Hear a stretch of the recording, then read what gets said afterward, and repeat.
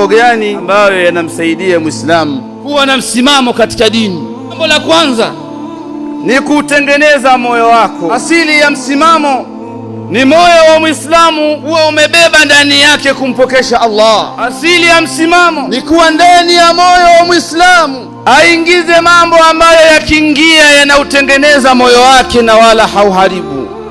Asili ya msimamo ni kuhakikisha katika moyo wake haviingii vitu isipokuwa vile vizuri ambavyo vinaufanya moyo wake bebe mazima, moyo yanaufanya moyo wake uhai, wanadamu asimpende ila Allah. Katika vitu vinavyomsaidia Muislamu kuwa na istiqama, kwanza ni tauhid ipatikane katika moyo wake.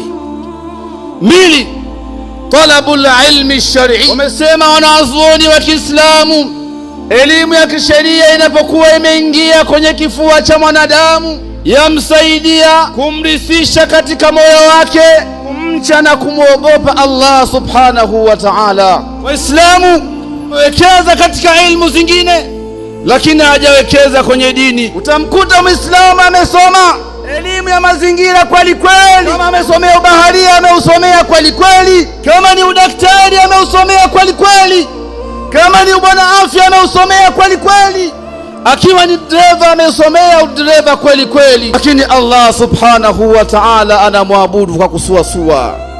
Muislamu hayupo tayari kukaa kwenye darasa la msikitini. Ni wapo Waislamu hata kuuliza hawezi. Muislamu ameona kuwa Allah abudiwa kwa ujinga, lakini mambo mengine yanafaa kwenda kwa ilmu. Simamo katika dini unataka ufuate na wala hautaki uzue. Muislamu ni mtu mwenye akili.